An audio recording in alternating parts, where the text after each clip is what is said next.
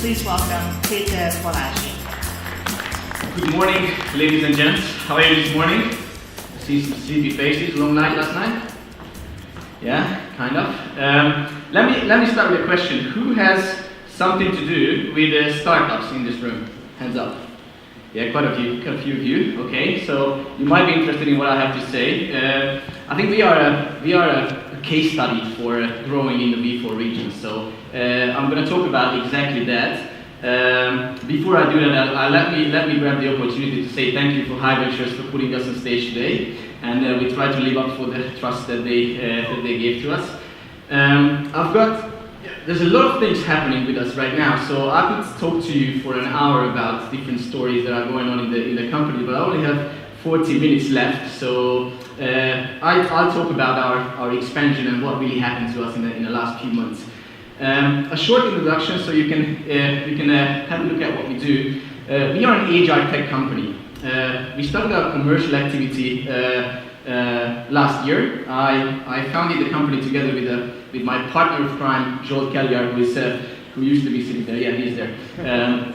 So we started the company last year, and we are 44 people right now, so that's a pretty big growth. We have offices in Székesfehérvár, Budapest, Warsaw in Poland, and hopefully very soon in Bucharest, Romania.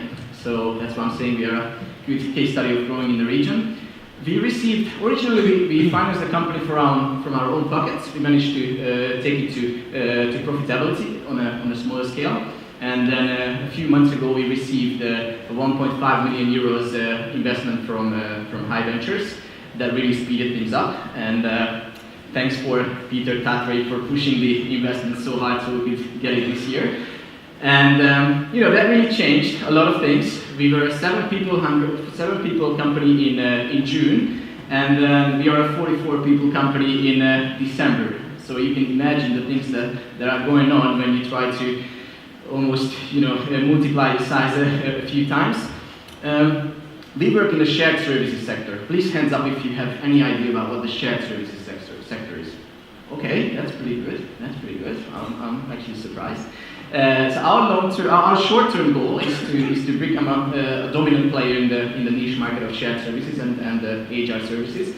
And our mid and long-term goal is to be a multi-industry company and offer very cool HR tech services and recruitment services to multiple industries. And I think we're working on something that will really change how recruitment and sourcing and that part of the industry is done.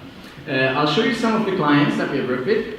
As you can see, they are pretty big companies. Mostly we work with multinationals. A lot of these companies are outsourcing their different kind of activities into the CE region, so they are mostly our clients. And they are multinational, so we need to be multinational as well. And I'd like to just walk you through why a startup would decide to expand, to go international. To expand. First of all, obviously we go to international markets because we would like to grow. We conquered our land, we want to conquer other lands. Like the Hungarian market is 10 million people, the Polish market is 40 million people. And if you combine the V4 region, you are close to 70 million people. And that's a pretty good number. So obviously we want to grow, so that's why we go to other markets. We go to other markets because we would like to be diversified. To have all our eggs in one basket is a pretty risky thing, because if there is a bad performance on the Hungarian market, then that puts the whole business at risk. But if we have multiple markets, the bad performance of one market, it can be counterbalanced by a good performance on another market. So that's an important issue as well. Talent. You guys raised your hands when you said you had something to do with the startup. Who recently tried to recruit developers? Okay, so you feel my pain, right? Yeah, you know what I'm talking about. So when we go to other markets, obviously we have a bigger pool of talent. So that's a very competitive advantage to have compared to a company that's only local. Financing. Obviously, when you work on an international level, you have more available financing. You are on the radar screen of many more potential investors, and they look at you very differently if you are a one country show or an international company. We just opened our first office in Warsaw 3 months ago, and then we already feel the increased attention from potential investors because we are looked at as an international company. No one really was interested in us from the international level when we were only a Hungarian company. Valuation. I'm pretty sure the guys at Hiventures are happy that I put that up on the slide. But when I talk about valuation, one thing is company valuation. Obviously, that increases a lot when we go international. But at the same time, we offer recruitment services for these companies that you just saw on the slide. And more of these companies, and even your companies, if you have a small company, you are looking at the whole region as your talent pool. You know, Hungarian companies are not trying to recruit from the Hungarian market only. They try to recruit from the whole region because it's easy to relocate people.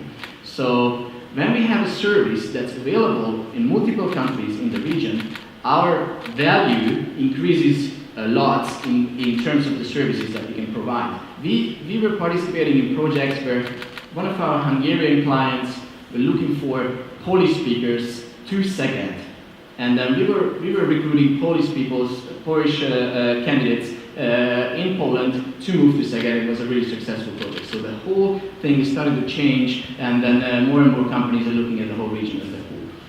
And most importantly, the brand. I've got it on a different color because that influences all the previous things that I just mentioned. Because if you have an international brand out there, then it's much more easier for you to raise attention, and actually it helps you in all these areas that I just mentioned.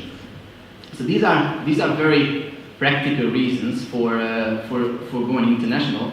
But why do we really go international? We go international because we can, right? And we quite easily can. I think it has never been easier to go international. You know, physical presence is almost secondary. Like, you don't have to be at a country to sell at a country. That was not possible 20 years ago. So we are thinking of opening virtual offices right now in multiple countries at the same time without a single people working on those industries. So if you have a small business and you're just about to start, I encourage you to think in multinational terms as well, because it has never been easier to go abroad. Okay, what makes expansion easy? I'm supposed to talk to you about why we choose the V4 market instead of the UK market, let's say. So let's just go through some very important things that are all classified by the term similarity. Okay, so it's easier for you to expand if you don't need to change your existing model, right? So the less you need to change on what you do now, the easier it is for you to go to other markets. And when I say similarity, and I mean similarity in location, means that I only need to fly 55 minutes to Warsaw instead of 14 hours to the US. Similarity in terms of culture, I mean that the guys in our new markets, they probably have the same way of thinking than I do because we grew up among the same circumstances. Similarity in markets means that probably I can identify the same target group on the new market that I have on my existing market as well. So that really helps, moving forward and not to change things.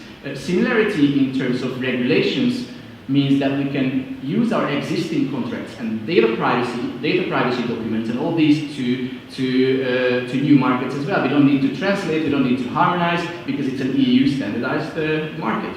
I think that improved a lot in the previous 10 years, but there's still a lot more room for improvement because it can make life pretty hard. So let me show you in numbers why we decided to tackle the V4 markets. So as I said, our market is the shared services, so let me just give you some numbers. And if you haven't looked at shared services as your target market, I'm not sure what your company's activities are, but maybe you should do, right? I'll tell you why. So we identified all our markets in these 5 countries. We've got Romania as well, besides the V4 countries. We identify all our target companies down to the single company. And we have 1,040 companies to talk to if you want to sell our services to them. These guys, they employ more than 430,000 people right now. That's a pretty big pool. And by 2020, they are about to employ 660,000 people combined. Now that's a lot of people, and it's a homogenic market. So in the shared services industry, one thing that's very good for us is that everyone speaks English. So if you go to Poland, it's hard for you to do business if you don't speak Polish. But if you work in a shared services center, in the shared services business, this is secondary because everyone has a common language. And these are the same type of companies looking for very, very similar people in different countries. So obviously this makes life easier for us. As you look at the growth rate, I think it's crazy. It's 18%. That's the compound annual growth in the last 3 years, from 2013 to 16. 18% is the growth in the industry. And that's not about to stop, because more and more companies are selecting this region to set up their service centers. So more and more value-added jobs are coming here. As you probably realize right now, I'm promoting you the shared services sector. And you can if you're selling corporate services or sorts of services that might be interesting for multinational companies, I'm telling you, this is probably a market you should look into. There are almost 150,000 annual hires in the industry, and that's in agency commissions that we earn is about 350 million euros. And these guys spend almost as much money, or sometimes more money, on different services that they use. So if you haven't looked at this industry before, then maybe you should. So this is what we do, and just a few more arguments why we selected the V4 region. That these numbers, for example, for the UK, are half of what we have in this region. So, it's really our cultural ground. It's easy for you to connect to these guys in Poland, in Czech Republic, in Romania, because in Slovakia as well. So, and because we have the same cultural background, so it makes it much more easier to go to these countries. This is what I wanted to share with you today. Thank you very much for your attention. And then if we can help you in any way to connect you with these industries, then we are more than happy to do that. Thanks very much for your attention.